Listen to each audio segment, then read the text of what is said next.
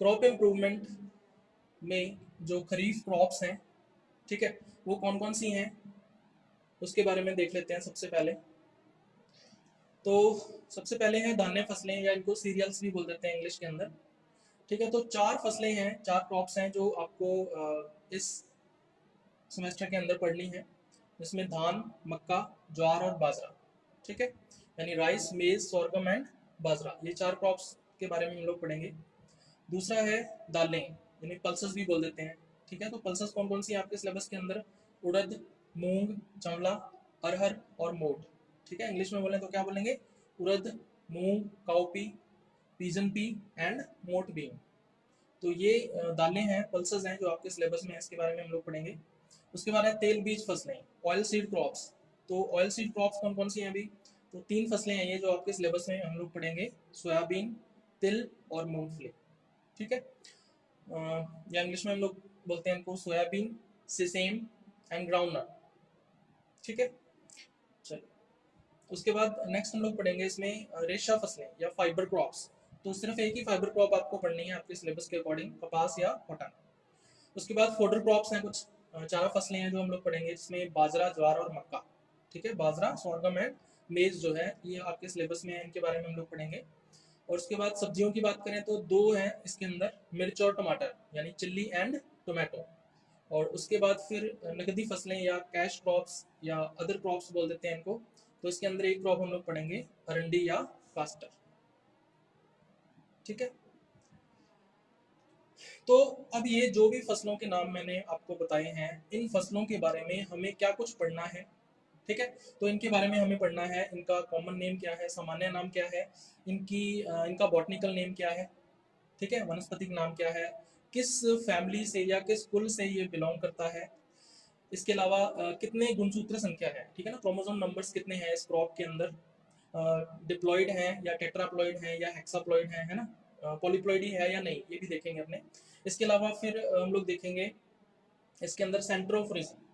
ठीक है, centre of reason यानी उत्पत्ति केंद्र की, ये जो फसल है या क्रॉप है इसकी उत्पत्ति जो है वो कहाँ पर हुई है। ठीक है, इसके अलावा हम लोग पढ़ेंगे इसके अंदर इसकी जातियां जो है, ठीक है ना, कल्टीवेटेड स्पीसीज जो है, यानी कृषि जातियां जो हैं जिनका कल्टीवेशन किया जाता है, जिनकी खेती की जाती है, तो कौन कौन सी ऐसी जातियां हैं इन फसलों की, उनके बारे में हम लोग पढ़ेंगे। उसके बाद फिर हम लोग बढ़ेंगे इनकी फ्लोरल बायोलॉजी। ठीक है, इसका जो पुष्प है उसकी संरचना किस प्रकार की होती है।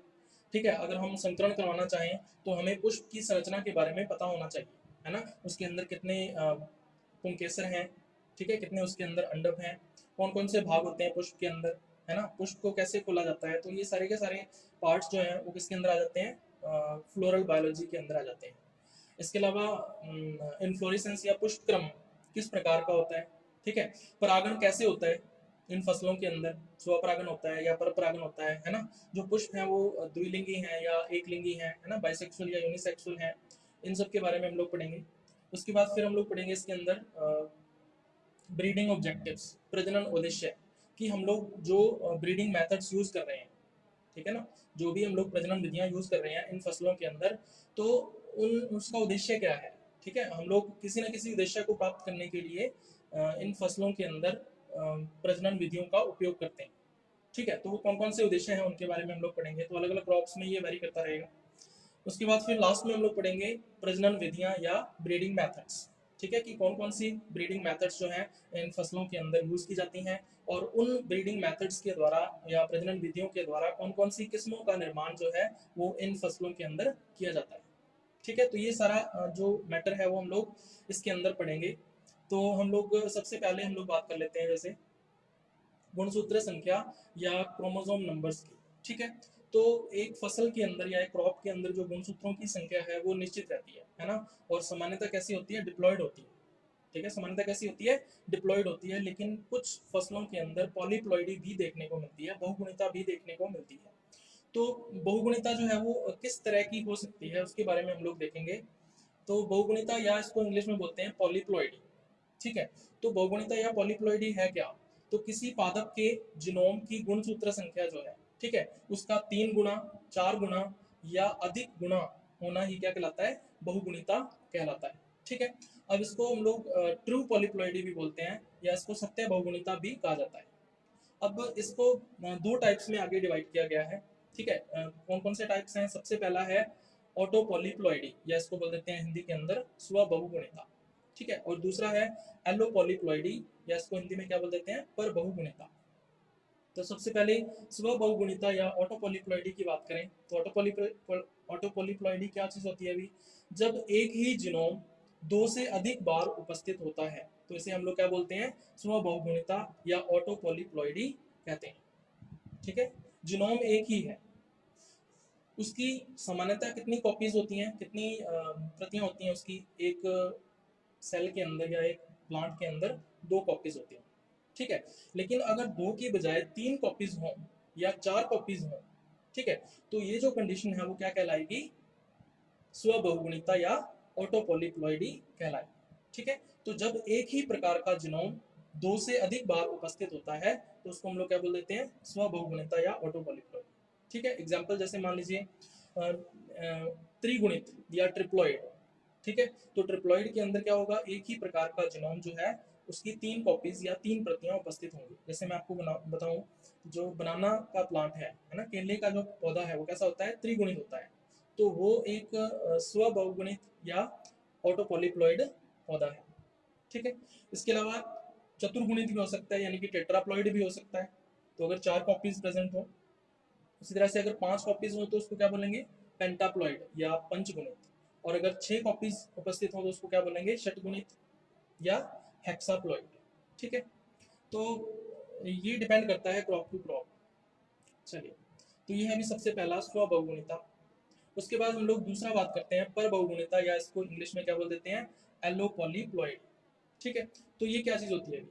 जब भिन्न प्रकार के जीनोम एक ही जीव में उपस्थित होते हैं तो इसे पर बहुगुणिता कहते हैं, ठीक है। अब जो जीनोम है वो अलग अलग प्रकार के हैं, ठीक है।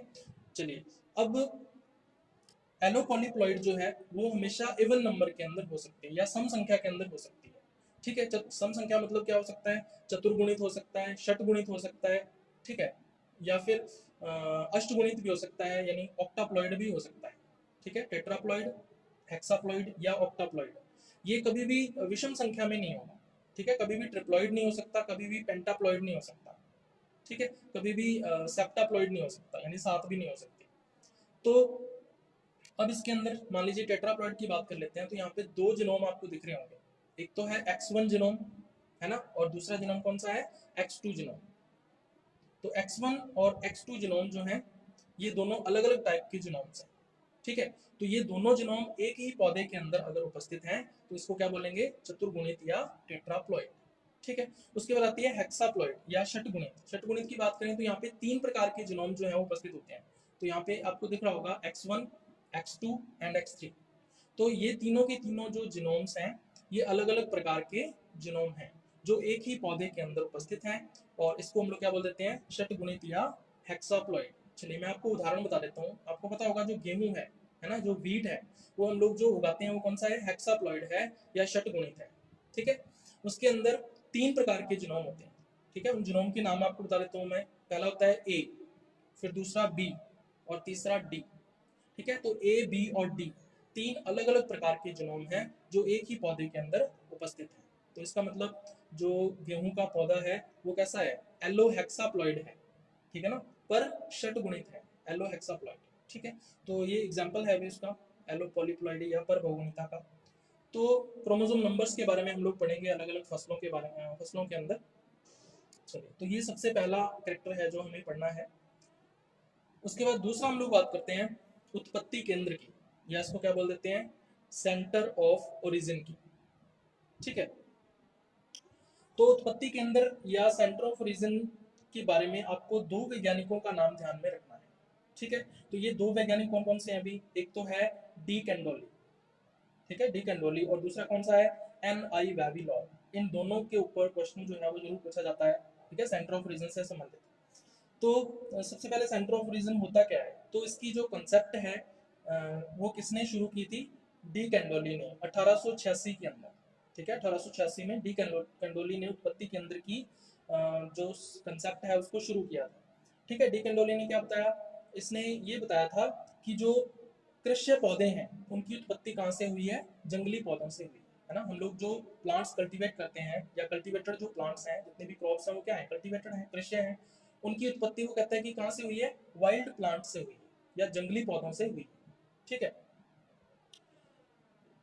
दूसरी बात ये क्या कहता है, ये कहता है कि जो कृषि पौधे हैं उन भौगोलिक क्षेत्रों में उत्पन्न होते हैं जहां इनके जंगली पूर्वज पाए जाते हैं, ठीक है। तो डी कंडोली ने दूसरी बात क्या कही कि ऐसा भौगोलिक क्षेत्र जहां पर कृषि पौधों के जंगली पूर्वज पाए जाते हैं उन जगहों पर क्या होगा, उत्पत्ति केंद्र होगा, ठीक है।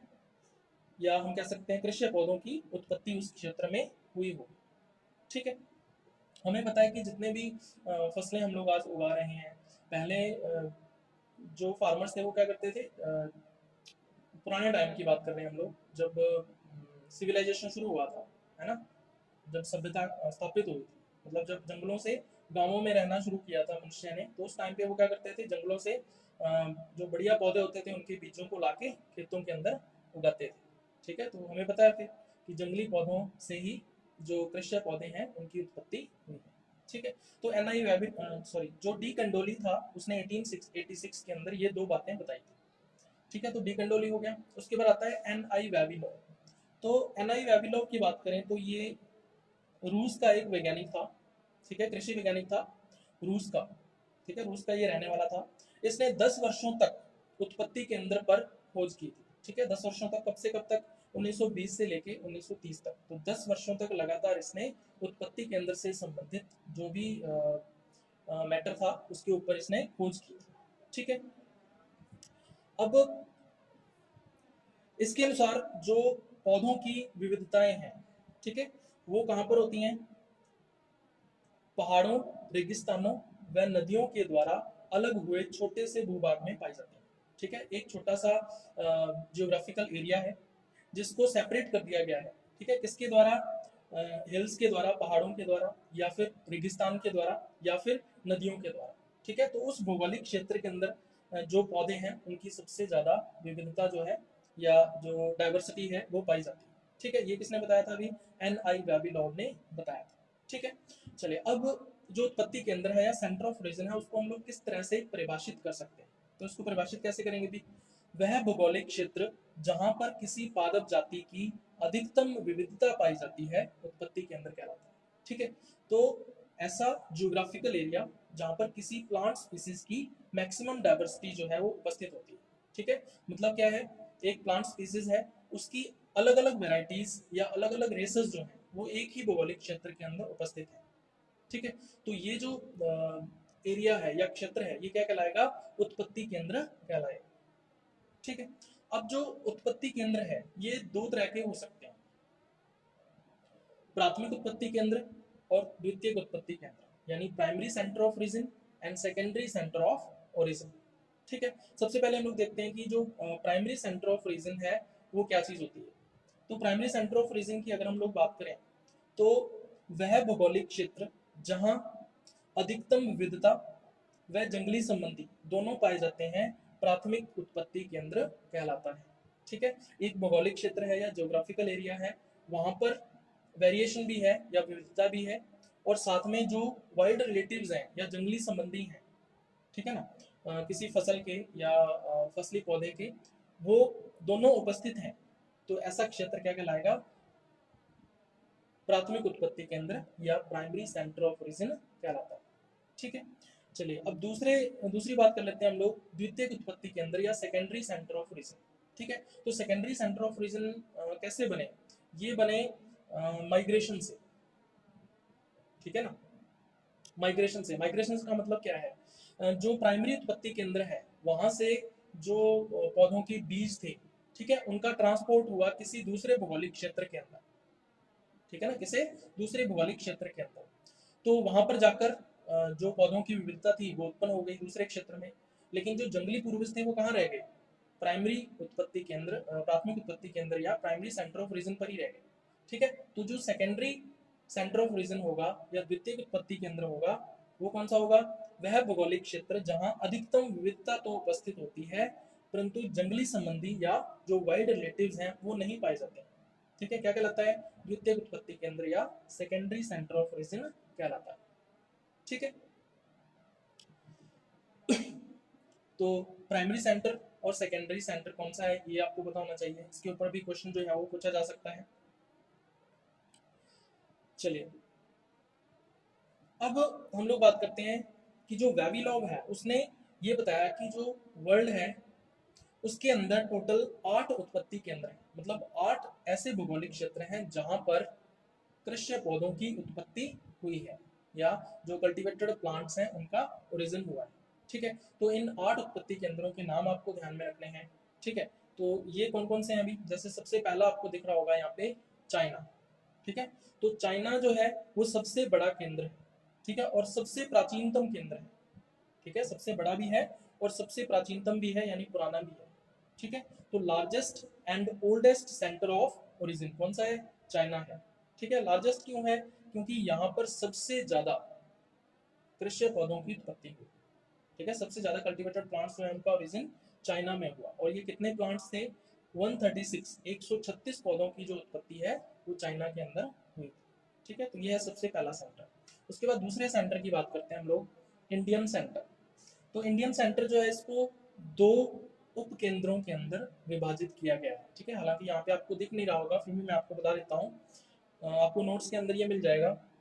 2 उपकेंद्र कौन कौन से हैं अभी, एक तो है इंडो बर्मा, ठीक है, और दूसरा है इंडो मलाया। तो इंडो बर्मा और इंडो मलाया। इंडो बर्मा की बात करें तो उसके अंदर भारत और बर्मा को रखा गया है। ठीक है, इंडिया एंड बर्मा आते हैं। इस यहाँ पे जो इंडो बर्मा है यहाँ पे कितने पौधों की उत्पत्ति हुई है, 117 पौधों की, 117 प्लांट्स का जो ओरिजिन है वो इंडो बर्मा पर हुआ है। उसके बाद दूसरा जो उपकेंद्र है वो कौन सा है, इंडो मलाया। इंडो मलाया की बात करें तो इसके अंदर जावा, सुमात्रा, मलाया व फिलीपींस, ये 4 कंट्रीज जो हैं वो इसके अंदर आती हैं इंडो मलाया के अंदर। और यहाँ पर कितने पौधों की उत्पत्ति हुई है, 55 पौधों की उत्पत्ति यहाँ पे हुई है। ठीक है, चलो उसके बाद फिर तीसरा जो सेंटर है, ठीक है, तीसरे सेंटर को क्या बोल देते हैं, सेंट्रल एशिया। ठीक है, सेंट्रल एशिया, तीसरा जो उत्पत्ति केंद्र है उसका सेंट्रल एशिया नाम है। इसके अंदर कौन कौन से भागों को सम्मिलित किया गया है, तो इसके अंदर आते हैं भाई पंजाब, जम्मू कश्मीर, अफगानिस्तान, तजाकिस्तान व उज्बेकिस्तान।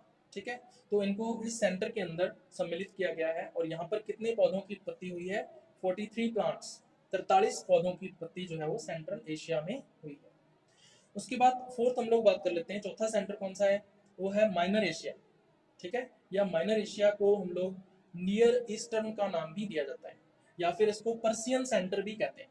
ठीक है, तो ये इसके अन्य नाम है माइनर एशिया के। इसका एक और नाम भी है, पॉपुलरली हम लोग इसको क्या बोलते हैं, मेसोपोटामिया का उर्वर अर्धचंद्र। ठीक है, या हम इंग्लिश में क्या बोलेंगे इसको, फर्टाइल क्रिसेंट ऑफ मेसोपोटामिया। ठीक है, क्योंकि मेसोपोटामिया के अंदर ये आता है। इसके अंदर कौन कौन से देशों को सम्मिलित किया गया है, तो इसमें आते हैं ईरान, इराक, सीरिया, लेबनान व इजराइल। ठीक है, तो इन कंट्रीज को या इन देशों को माइनर एशिया के अंदर सम्मिलित किया गया है। और माइनर एशिया पर कितने पौधों की उत्पत्ति हुई है, तो यहाँ पर 83 प्लांट्स या 83 पौधों की उत्पत्ति जो है वो यहाँ पर हुई। चलिए उसके बाद पांचवें सेंटर की हम लोग बात कर लेते हैं। तो पांचवा सेंटर कौन सा अभी, मेडिटेरेनियन सेंटर। ठीक है, इसका नाम क्या है, मेडिटेरेनियन सेंटर। इसके अंदर कौन कौन से देशों को सम्मिलित किया गया है, तो इसके अंदर आते हैं पुर्तगाल, स्पेन, फ्रांस, ऑस्ट्रिया व इटली। ठीक है, इन देशों को कहाँ सम्मिलित किया गया है, मेडिटेरेनियन सेंटर के अंदर। और यहाँ पर कितने पौधों की उत्पत्ति हुई है, 84 प्लांट्स। ठीक है, 84 पौधों की जो उत्पत्ति है वो मेडिटेरेनियन सेंटर पर हुई है। ठीक है, चलिए उसके बाद छठा सेंटर आता है इथोपियन सेंटर। और इथोपियन सेंटर का एक और नाम है, इसको बोलते हैं एबाइसिनियन सेंटर। ठीक है, एबाइसिनियन सेंटर भी बोलते हैं इसको। इसके अंदर अफ्रीका की इथोपिया व पहाड़ी देश एरिट्रिया को शामिल किया गया। ठीक है, अफ्रीका के 2 देश इसमें शामिल हैं, एक तो इथोपिया और दूसरा एरिट्रिया। तो इसको इथोपियन सेंटर बना दिया गया। यहाँ पर कितने पौधों की उत्पत्ति हुई है, 38 प्लांट्स या 38 पौधों की उत्पत्ति जो है वो इथोपियन सेंटर पर हुई। ठीक है, तो हमने 6 सेंटर पढ़े। ठीक है, ये जो 6 सेंटर हैं 1 से लेके 6 तक, ठीक है, इनको हम लोग सम्मिलित रूप से क्या बोल देते हैं, ओल्ड वर्ल्ड। ठीक है ना, पुराना विश्व या ओल्ड वर्ल्ड बोल देते हैं। तो ओल्ड वर्ल्ड आपसे पूछा जा सकता है डायरेक्ट क्वेश्चन के रूप में कि ओल्ड वर्ल्ड किसको बोलते हैं, तो पहले जो 6 सेंटर्स हैं 8 उत्पत्ति केंद्र हैं उनको ओल्ड वर्ल्ड के नाम से जाना जाता है। चलिए उसके बाद हम लोग 7वें सेंटर की बात करते हैं। तो 7वां सेंटर जो है उसका नाम क्या है अभी, सेंट्रल अमेरिका। ठीक है, तो सेंट्रल अमेरिका को मीजो अमेरिकन सेंटर भी बोलते हैं, या फिर इसका नाम और भी है एक मैक्सिकन सेंटर। ठीक है, इसको मैक्सिकन सेंटर भी बोलते हैं क्योंकि इसमें मैक्सिको को रखा गया है। तो इसके अंदर साउथ मैक्सिको जो है उसको सम्मिलित किया गया है। और यहाँ पे कितने पौधों की उत्पत्ति हुई है, 49 प्लांट्स या 49 पौधों की उत्पत्ति जो है वो सेंट्रल अमेरिका पर हुई। उसके बाद 8वां लास्ट सेंटर है साउथ अमेरिका। ठीक है, साउथ अमेरिका की अगर अपने बात करें तो इसके अंदर कौन कौन से भागों को सम्मिलित किया गया है, तो इसमें पेरू, बोलाविया, चिली व ब्राजील, इन चारों को साउथ अमेरिका में सम्मिलित किया गया है। यहाँ पे कितने पौधों की उत्पत्ति हुई है, यहाँ पे 62, ठीक है ना, 62 या 62 पौधों की जो उत्पत्ति है वो साउथ अमेरिका के अंदर हुई है। ठीक है, आपको एक डायग्राम दिख रहा होगा यहाँ पे। ठीक है, ये सेंटर्स ऑफ ओरिजिन का है। ठीक है ना, यहाँ पे आपको नंबरिंग दिख रही होगी 1 2 3। ठीक है, ये 3 सेंटर्स एक साथ हैं, फिर चौथा और पांचवा एक साथ हैं, जुड़े हुए हैं एक दूसरे के साथ, और छठा जो है वो अफ्रीका कंटिनेंट के अंदर है। तो आप लोग देख रहे होंगे जो 6 सेंटर्स हैं ये कहाँ पर हैं, एशिया महाद्वीप के अंदर हैं। ठीक है ना, एशिया और अफ्रीका के अंदर है, और इनको इसलिए हम लोग क्या बोल देते हैं, ओल्ड वर्ल्ड बोल देते हैं। जो 7वां और 8वां सेंटर है ये कहाँ पर है, अमेरिका के अंदर है। ठीक है, central America and south America. तो इन सेंटर्स को हम लोग क्या बोल देते हैं, न्यू वर्ल्ड। ठीक है, इनको क्या बोल देते हैं हम लोग, न्यू वर्ल्ड बोल देते हैं। ठीक है, चलिए, तो ये है अभी सेंटर्स ऑफ ओरिजिन। तो अलग अलग क्रॉप्स के लिए जो सेंटर्स ऑफ ओरिजिन है वो अलग अलग रहेंगे, और इस पर डायरेक्ट क्वेश्चन आता है कि इसका सेंटर ऑफ ओरिजिन जो है वो आप लोग बताओ। ठीक है, चलिए उसके बाद हम लोग बात करेंगे पुष्पीय बायोलॉजी या फ्लोरल बायोलॉजी। ठीक है, तो फ्लोरल बायोलॉजी में सबसे पहले आपको पता होना चाहिए कि जो फ्लावर है उसकी संरचना जो है वो किस प्रकार की होती है। ठीक है, तो फ्लावर की स्ट्रक्चर की हम लोग बात करें तो सबसे पहले फ्लावर जो है वो होता क्या है। ठीक है, तो ये क्रॉप प्लांट्स के अंदर जो सेक्सुअल रिप्रोडक्शन है उसके लिए एक संरचना होती है जिसको हम लोग फ्लावर या पुष्प बोल देते हैं। ठीक है, तो फसली पौधों में लैंगिक जनन के लिए जो पुष्प है वो उपस्थित होता है। अब पुष्प के अंदर जो नर जनन भाग होता है उसको हम लोग क्या बोल देते हैं, पुंकेसर बोल देते हैं, और जो मादा जनन भाग है या फीमेल रिप्रोडक्टिव पार्ट है उसको क्या बोल देते हैं, अंडक या कार्पेल बोल देते हैं। ठीक है, अब यहाँ पे जैसे जैसे कि आपको डायग्राम के अंदर दिख रहा होगा, सबसे बाहर की तरफ, जैसे सबसे नीचे की तरफ हम लोग बात करें तो उसका क्या होता है, पुष्प व्रंत होता है, या इसको पेडिसेल बोल देते हैं। तो ये फ्लावर का या पुष्प का क्या होता है, एक डंठल होता है या स्टॉक होता है, इसको बोल देते हैं पुष्प व्रंत या पेडिसेल। तो पुष्प व्रंत जो है वो आगे की तरफ फूला हुआ होता है या स्वॉलन पार्ट होता है, और इस स्वॉलन पार्ट को क्या बोल देते हैं हम लोग, पुष्पासन, या इंग्लिश में बोलते हैं इसको थैलेमस। ठीक है, तो जितने भी फ्लोरल पार्ट्स हैं या पुष्पीय भाग हैं वो कहाँ पर उपस्थित होते हैं, थैलेमस या पुष्पासन पर उपस्थित होते हैं। ठीक है, चलिए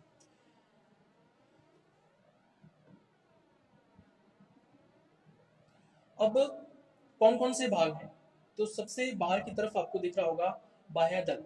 ठीक है, बाह्यदल या इसको क्या बोल देते हैं, सेपल्स। और ये सेपल्स या बाह्यदल जो हैं ये एक चक्र में उपस्थित होते हैं।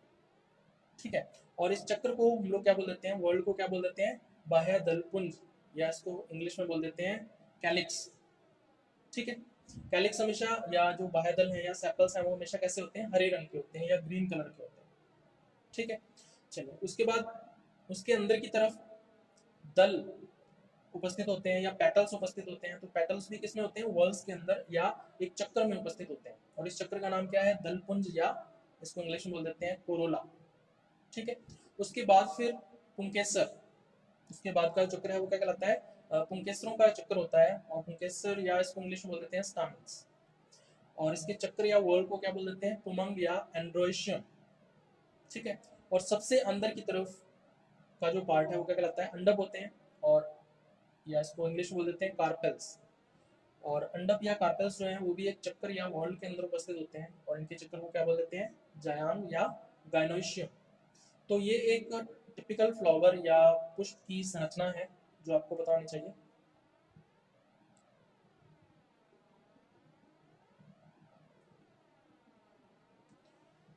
चलिए, अब जो फ्लावर्स हैं या पुष्प हैं ये दो प्रकार के हो सकते हैं, ठीक है।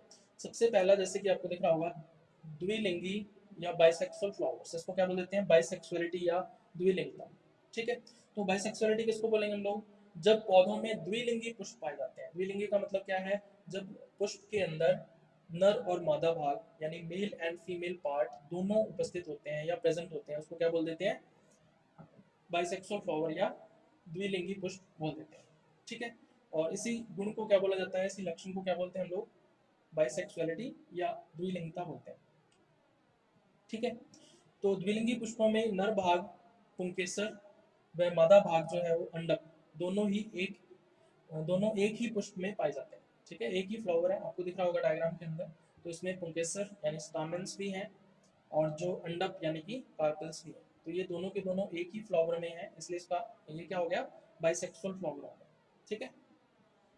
इसका फायदा क्या होता है, इसका फायदा ये होता है कि जो परागकोश और वर्तिकाग्र है ना, ये होगी वर्तिकाग्र या इसको इंग्लिश में बोल देते हैं स्टिग्मा, और ये हो गए एंथर्स या इसको इंग्लिश में क्या बोल देते हैं, एंथर्स, इंग्लिश हिंदी में बोल देते हैं इसको परागकोश। तो ये दोनों पास पास स्थित हैं, ठीक है। अब पास पास होने का फायदा क्या है, परागकोश के स्फुटित होते ही है ना, जब इसका स्फुटन होगा या इसका डेहिसेंस होगा एंथर्स का, तो इसके अंदर से क्या निकलेगा, परागकण निकलेंगे, और ये परागकण आसानी से इसके पास में जो स्टिग्मा या वर्तिकाग्र उपस्थित है उस पर स्थानांतरित हो जाएंगे, ठीक है। और ये जो प्रक्रिया है वो क्या कहलाती है, स्वपरागन कहलाती है। तो इसलिए आसानी से क्या हो जाता है, स्वपरागन या सेल्फ पॉलिनेशन हो जाता है, ठीक है। इसका मतलब ये हुआ कि ऐसे प्लांट्स या ऐसे पौधे जिनमें स्वपरागन होता है उनमें बाइसेक्सुअल या द्विलिंगी पुष्पों का होना अनिवार्य है, ठीक है। इसीलिए जो स्वपरागित फसलें हैं या सेल्फ पॉलिनेटेड क्रॉप्स हैं उनके अंदर जो फ्लावर्स हैं वो कैसे होते हैं, बाइसेक्सुअल होते हैं या द्विलिंगी होते हैं, ठीक है। अच्छा। उसके बाद दूसरा आता है यूनिसेक्सुअलिटी या इसको एक लिंगता भी बोल देते हैं, ठीक है, या इसको डाइक्लाइनी भी बोलते हैं, ठीक है, इसको डाइक्लाइनी भी बोल सकते हैं।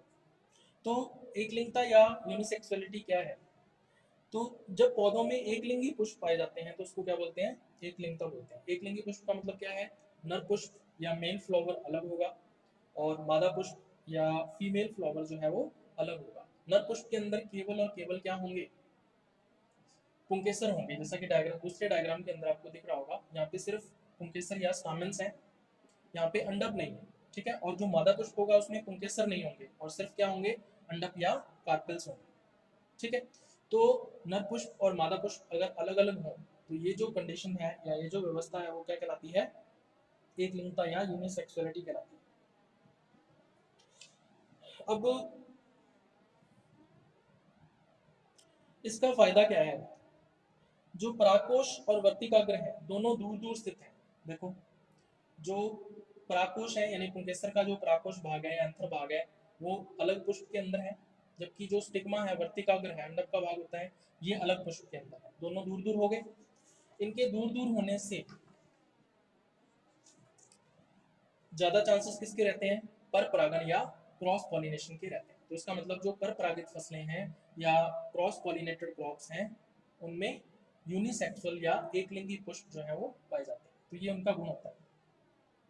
चलिए, अब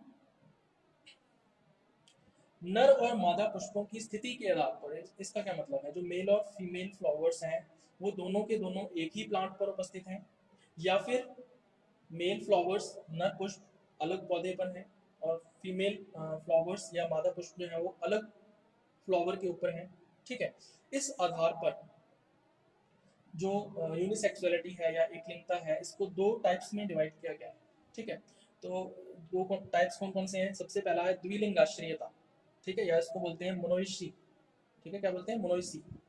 दूसरा है एक लिंगाश्रयता या इसको इंग्लिश में बोल देते हैं डायोसी, ठीक है। तो मोनोइसी एंड डायोसी, तो ये क्या चीज होती है मोनोइसी एंड डायोसी। तो सबसे पहले मोनोइसी की बात कर लेते हैं या द्विलिंगाश्रयता की बात कर लेते हैं।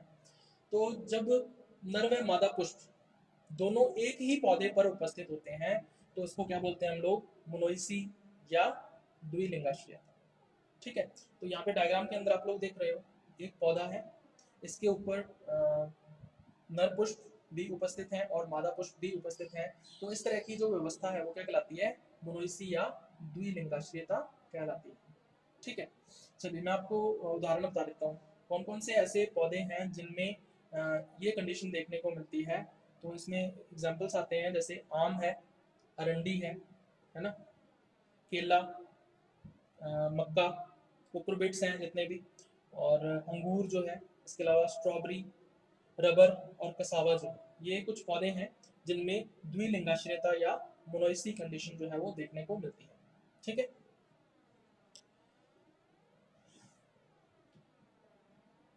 अब 3 पौधों की हम लोग बात करते हैं जैसे आम, अरंडी और केला। ठीक है, यानी मैंगो, रेसिन, आपकी कास्टर और बनाना जो है, इन तीनों प्लांट्स के अंदर जो मेल एंड फीमेल फ्लावर्स हैं, जो नर और मादा पुष्प हैं, ये एक ही पुष्प क्रम के अंदर पाए जाते हैं।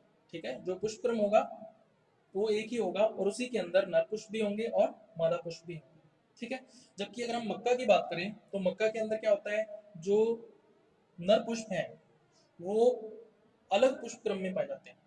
ठीक है ना, उसको क्या बोल देते हैं हम लोग, जो आपने देखा होगा मक्के का पौधा, उसके शीर्ष भाग के ऊपर एक पुष्प क्रम उपस्थित होता है जिसको क्या बोल देते हैं, नर पुष्प क्रम। और उस नर पुष्प क्रम के अंदर क्या उपस्थित होता है, नर पुष्प या मेल फ्लावर्स जो है वो पाए जाते हैं। ठीक है, और जो मादा पुष्प क्रम है वो कहाँ पर उपस्थित होते हैं, मादा पुष्प क्रम होते हैं भुट्टे के अंदर, है ना, जो भुट्टा है वो मादा पुष्प क्रम होता है और उसके अंदर मादा पुष्प या फीमेल फ्लावर्स जो है वो पाए जाते हैं। ठीक है, चलो तो ये है अभी द्विलिंगाश्रयता या मोनोइसी। उसके बाद दूसरा हम लोग बात करते हैं एक लिंगाश्रयता या इसको बोल देते हैं डायोसी। तो एक लिंगाश्रयता या डायोसी क्या चीज होती है, जब नर पुष्प नर पौधे पर पाए जाते हैं और मादा पुष्प जो है वो मादा पौधे पर पाए जाते हैं, तो ये जो कंडीशन है वो क्या कहलाती है, एक लिंगाश्रयता या डायोसी कहलाती है। ठीक है, दोनों के दोनों जो फ्लावर्स हैं वो अलग अलग प्लांट के ऊपर उपस्थित हैं। ठीक है, तो ये कंडीशन डायोसी कहलाएगी। एग्जाम्पल्स इसके आपको ध्यान में रखने हैं, जैसे पपीते के अंदर ऐसा होता है, खजूर में ऐसा होता है, शहतूत, ठीक है, पालक में भी ऐसा होता है, सन और शतावर के अंदर इस प्रकार की कंडीशन जो है वो देखने को मिलती है। ठीक है, तो डायग्राम्स में आपको दिख रहा होगा नर पौधे पर नर पुष्प है और मादा पौधे के ऊपर मादा पुष्प है। ठीक है, तो ये जो कंडीशन है वो क्या कहलाएगी, डायोसी या एक लिंगाश्रय। चलिए, तो ये हो गई भी फ्लोरल बायोलॉजी या पुष्पीय संरचना जो है। उसके बाद नेक्स्ट हम लोग बात करेंगे प्रजनन उद्देश्य या ब्रीडिंग ऑब्जेक्टिव्स की। ठीक है, तो ब्रीडिंग ऑब्जेक्टिव जो है, हालांकि एक फसल से दूसरी फसल में परिवर्तित होते रहते हैं, लेकिन कुछ ऐसे भी हैं जो कॉमन रहते हैं। तो वो कौन कौन से हैं वो हम लोग देखेंगे। जैसे सबसे पहला आपको दिख रहा होगा ऊपर की तरफ, अधिक उपज या हायर यील्ड। ठीक है, तो जितने भी फसलें हैं उन सभी फसलों के अंदर जो मुख्य उद्देश्य है पादप प्रजनन का, वो क्या होता है, उपज को बढ़ाना। ठीक है, जितनी ज़्यादा उपज मिलेगी उतना ही अधिक जो आर्थिक लाभ है वो किसानों को या फार्मर्स को प्राप्त होगा। तो सबसे पहला उद्देश्य ये हो सकता है। दूसरा उद्देश्य क्या होता है, गुणवत्ता में सुधार करना या क्वालिटी को इम्प्रूव करना। ठीक है, अब जो कंज्यूमर्स हैं यानी कि जो उपभोक्ता हैं, उनको क्या चाहिए, हाई क्वालिटी या अच्छी गुणवत्ता की जो का जो प्रोडक्ट है उसकी आवश्यकता होती है। ठीक है, तो इसलिए ये भी एक महत्वपूर्ण जो उद्देश्य है वो हो सकता है। बाकी जो गुणवत्ता है वो अलग अलग फसलों में अलग अलग रहेगी, ये हम लोग देखेंगे आगे फसलों के अंदर। तो एक फसल से दूसरी फसल में ये परिवर्तित होती रहती है, गुणवत्ता के जो गुण हैं वो परिवर्तित होते रहते हैं। उसके बाद नेक्स्ट तीसरा बात करते हैं हम लोग रोग रोधिता व कीट रोधिता की बात करते हैं। ठीक है, अब जो डिजीज एंड इंसेक्ट्स हैं या रोग व कीट जो हैं वो क्या करते हैं, फसलों को क्षति पहुंचाते हैं, हानि पहुंचाते हैं। इसकी वजह से क्या होता है अभी, जो क्वालिटी है, गुणवत्ता है, ठीक है, और जो उपज है वो कम हो जाती है, जिसकी वजह से फार्मर्स को, किसानों को आर्थिक नुकसान होता है। ठीक है, तो इसलिए इनको रोकना जो है वो आवश्यक होता है। ठीक है, तो इनको रोकने के लिए हम लोग क्या करते हैं अभी, ऐसी किस्मों का विकास करते हैं जिनमें रोग रोधिता और कीट रोधिता का जो गुण है वो उपस्थित हो। ठीक है, तो कोई भी नई किस्म जो है अगर हम मार्केट के अंदर रिलीज कर रहे हैं तो उसके अंदर रोगरोधी व कीटरोधी गुण का होना जो है वो आवश्यक है, एक आवश्यक शर्त है। ठीक है, उसके बिना हम लोग उसको रिलीज नहीं कर सकते। तो अगर हम रोधी किस्मों को उगाते हैं या रेजिस्टेंट वैरायटीज को अगर हम ग्रो करवाते हैं तो उससे होगा क्या, जो हमारा प्रोडक्शन है या उत्पादन है वो कैसा होगा, अधिक होगा, ज़्यादा से ज़्यादा होगा, और जो प्रोडक्शन है वो स्थिर बना रहेगा। ठीक है, जो उपज है वो स्थिर रहेगी। ठीक है, कम नहीं होगी। चलिए, उसके बाद फिर चौथा आता है अर्ली मैचुरेशन, या इसको बोल देते हैं शीघ्र परिपक्व। ठीक है, तो अधिकांश फसलों के अंदर ये जो गुण है वो उपयोगी होता है। ठीक है, जैसे मान लीजिए हम लोग कपास की बात करते हैं, मैं उदाहरण बताता हूँ आपको। तो कपास की जो फसल है वो पहले पकने में कितना समय लेती थी, 260 दिन। ठीक है ना, 260 दिन का समय ले जाती थी, पहले की बात कर रहे हैं हम लोग। आजकल जो है वो लगभग 170 दिन में ही जो कपास की फसल है वो तैयार हो जाती है। तो पहले क्या था, 270 दिन कपास ले जाती थी। तो जिस फील्ड के अंदर हमने कपास को उगाया था उस फील्ड के अंदर अगले सीजन में कोई भी फसल उगाना संभव नहीं था, क्योंकि 260 दिन का मतलब लगभग पूरा वर्ष जो है वो कपास की फसल ले जाती थी। ठीक है, उसके बाद फिर ऐसी वेराइटीज या ऐसी किस्में विकसित की गई कपास की जो 170 दिन में ही पककर तैयार हो जाती थी। तो इससे हम लोग अगले सीजन में उसी खेत के अंदर नई फसल जो है या नई जो फसल है या क्रॉप है वो उगा सकते हैं। ठीक है, इसके अलावा और भी कई फायदे हैं। एक तो ये हो गया कि फसल चक्र को हम लोग अपना सकते हैं आसानी से। ठीक है, और दूसरा क्या है अर्ली मैचुरेशन का फायदा, जो सीजनल इंसेक्ट्स होते हैं और रोग होते हैं, है ना, कुछ ऐसे होते हैं जो सीजन के लास्ट में आते हैं, लेट सीजन में आते हैं, ऐसे इंसेक्ट्स और रोग जो हैं। तो हम लोगों ने अगर अर्ली मैचुरेशन वेराइटीज डेवलप कर ली हैं तो उन रोगों और कीटों के आने से पहले ही हमारी फसल जो है वो पककर तैयार हो जाएगी और हम लोग उससे प्रोडक्ट को अलग कर लेंगे, निकाल लेंगे। ठीक है, तो इन रोगों और कीटों से बचाव हो जाता है। ठीक है, अब वो एक एग्जांपल मैं आपको बता देता हूँ, जैसे अरहर है, ठीक है ना, पीजन पी। तो अरहर जो है वो पकने में बहुत ज़्यादा समय ले जाती है। ठीक है, लगभग 9 से 10 महीने का समय ले जाती है, और इस वजह से इसमें फसल चक्र को अपनाना संभव नहीं है। ठीक है, इसीलिए अरहर या पीजन पी के अंदर उत्कृष्ट और जो शीघ्र पकने वाली किस्में हैं, अर्ली मैचुरेशन वाली जो वैरायटीज़ हैं, उनके निर्माण के प्रयास किए जा रहे हैं। अभी तक कोई वैरायटी आई तो नहीं है, लेकिन जो प्रयास हैं वो जारी हैं। ठीक है, चलिए, उसके बाद पांचवा जो उद्देश्य है वो क्या हो सकता है अभी, प्रकाश असंवेदिता। ठीक है, या इसको बोल देते हैं फोटो इनसेंसिटिविटी। ठीक है, अब हमें पता है कि जो प्लांट्स हैं उनको फ्लावरिंग के लिए या पुष्पन के लिए प्रकाश की एक निश्चित अवधि की आवश्यकता होती है। ठीक है, जो लाइट है वो एक पर्टिकुलर पीरियड के लिए ही चाहिए। ठीक है, जैसे आपने सुना होगा 3 प्रकार के प्लांट्स होते हैं। एक होते हैं लॉन्ग डे प्लांट्स, एक होते हैं शॉर्ट डे प्लांट्स, और एक होते हैं डे न्यूट्रल प्लांट्स। ठीक है, जो लॉन्ग डे प्लांट्स हैं उनको लंबे समय तक ज़्यादा लाइट चाहिए, लगभग 16 घंटे तक लाइट चाहिए, और 8 घंटे का लिए क्या चाहिए, अंधेरा चाहिए। ठीक है, और जो शॉर्ट डे प्लांट्स होते हैं उनको लगभग 8 घंटे के लिए प्रकाश चाहिए और 16 घंटे के लिए अंधेरा चाहिए। तब जाके उनमें क्या होता है, पुष्पन की प्रक्रिया या फ्लावरिंग का प्रोसेस जो है वो होता है। ठीक है, तो अब जो प्रकाश काल की अवधि है ना, जो फोटो पीरियड है उसकी जो लेंथ है वो एक भौगोलिक क्षेत्र से दूसरे भौगोलिक क्षेत्र में परिवर्तित होती रहती है, ये हमें पता है। ठीक है, तो मान लीजिए हमने एक भौगोलिक क्षेत्र के लिए कोई किस्म विकसित की और वो लॉन्ग डे प्लांट है। ठीक है, तो अगर हम किसी दूसरे भौगोलिक क्षेत्र के अंदर उसको ले जाके उगाएंगे तो प्रकाश अवधि या जो फोटो पीरियड है उसकी लंबाई में परिवर्तन की वजह से जो फ्लावरिंग है वो प्रभावित होगी, पुष्पन प्रभावित होगा, और पुष्पन प्रभावित होने की वजह से जो उपज है वो क्या होगी, उसके ऊपर भी उसका इफेक्ट जो है वो जरूर पड़ता है। ठीक है, तो उपज के ऊपर सीधा प्रभाव होता है इसका। तो पादप प्रजनन के उपयोग से हम फसलों की प्रकाश असंवेदी किस्मों का निर्माण करते हैं। ठीक है, यानी ऐसी किस्म जिस पर प्रकाश की अवधि का प्रभाव न पड़े। ठीक है, प्रकाश कम मिले या ज्यादा मिले उसमें फ्लावरिंग या पुष्पन की प्रक्रिया हो जाए, हमें ऐसी किस्म जो है वो विकसित करनी है। अब जो प्रकाश असंवेदी किस्में हैं या फोटो इंसेंसिटिव किस्में जो हमने बनाई हैं उसको नए और भिन्न जलवायु में उगाने पर जो उपज है वो स्थायी बनी रहती है या स्थिर बनी रहती है, तो इसका फायदा हमें है। ठीक है, जैसे उदाहरण के लिए मैं आपको बताऊं तो पंजाब में जो धान की खेती है, ठीक है, और पश्चिम बंगाल के अंदर जो गेहूं की खेती है, वो प्रकाश असंवेदी किस्मों के निर्माण के कारण ही संभव हो सकी।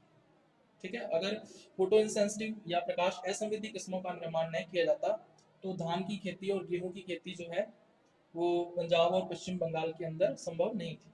ठीक है, क्योंकि जो उपज थी वो बहुत कम हो जाती थी प्रकाश संवेदीता की वजह से या फोटो सेंसिटिविटी की वजह से। चलिए, तो ये है भी प्रकाश असंवेदीता या फोटो इनसेंसिटिविटी, तो ये भी एक उद्देश्य हो सकता है। उसके बाद आता है नॉन शैटरिंग या अविश्रण।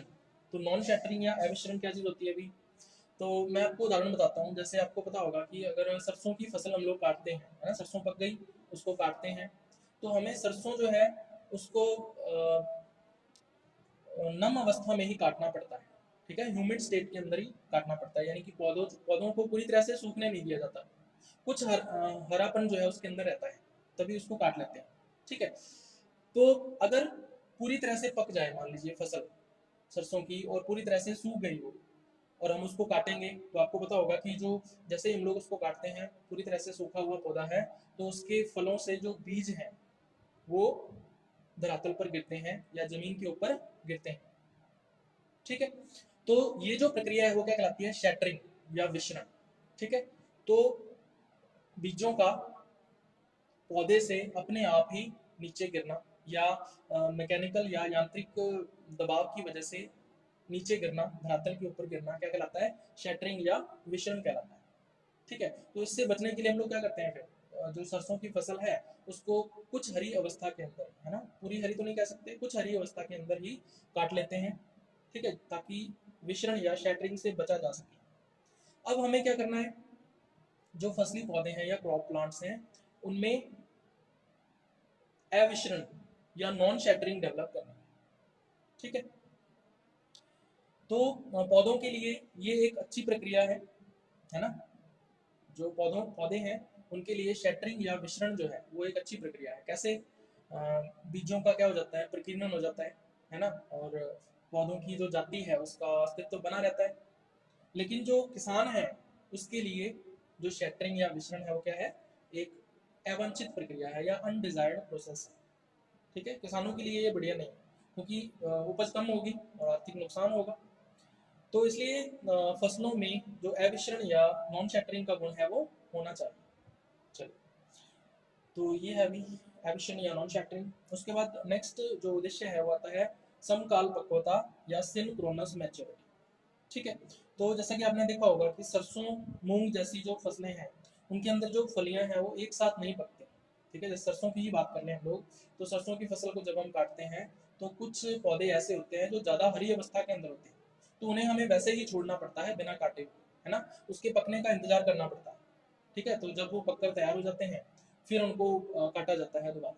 ठीक है, तो मूंग की फसल और सरसों की फसल में ये जो समस्या है वो रहती ही रहती है। ठीक है, इसका इफेक्ट क्या होता है या प्रभाव क्या होता है, इसकी वजह से जो उपज है वो घटने लगती है, और उपज घटने की वजह से जो किसान है उसको आर्थिक नुकसान होने के चांसेस रहते हैं। ठीक है, तो हमें क्या करना है, ऐसी फसलों के अंदर ऐसी किस्मों को विकसित करना है जिसमें सभी पौधे एक साथ पककर तैयार हो सके। ठीक है, तो एक साथ पककर तैयार होना ही क्या कहलाता है, सिंक्रोनस मैच्योरिटी या समकाल पक्वता कहलाता है। तो ये भी एक उद्देश्य हो सकता है। उसके बाद लास्ट इसके अंदर आता है सूखा व लवण रोधिता, ड्रॉट एंड सॉल्ट रेजिस्टेंस। ठीक है, तो अब हमें पता है कि भारत की जो अधिकांश खेती है वो कैसी है, रेन फेड है या असिंचित है, कितनी 70% तक। ठीक है, 70% तक खेती कैसी है, असिंचित या रेन फेड है। इसका मतलब ये है कि जो पौधे हैं उनको ड्रॉट या सूखे की जो कंडीशन है उसका सामना करना पड़ेगा, और सूखा अगर फसल को मिलता है तो इसका मतलब जो फसल की उपज है वो कम हो जाती है, और उपज कम हो गई तो आर्थिक नुकसान होगा। इसके अलावा बहुत सी भूमि ऐसी है इंडिया के अंदर, भारत के अंदर, जिसमें लवणों की अधिकता है, यानी कि सॉल्ट जो है वो बहुत ज़्यादा है। ठीक है, तो सॉल्ट की वजह से भी उपज के ऊपर प्रभाव जो है वो पड़ सकता है। ठीक है, तो हमें क्या करना पड़ेगा, ये जो क्षेत्र है सूखे वाले और जो लवणों वाले जो क्षेत्र हैं, इन क्षेत्रों के लिए हमें सूखा और लवण रोधी किस्मों का विकास करना होगा। ठीक है, तो ये भी एक उद्देश्य हो सकता है। तो टोटल 8 उद्देश्य मैंने आपको बताए हैं। ठीक है। इसके अलावा कोई नए उद्देश्य भी हो सकते हैं, वो एक फसल से दूसरी फसल में परिवर्तित हो सकते हैं, लेकिन ये कॉमन है जो लगभग सभी फसलों के अंदर हमें देखने को मिलेंगे। चलिए, उसके बाद लास्ट आता है अभी प्रजनन विधियां या ब्रीडिंग मेथड्स।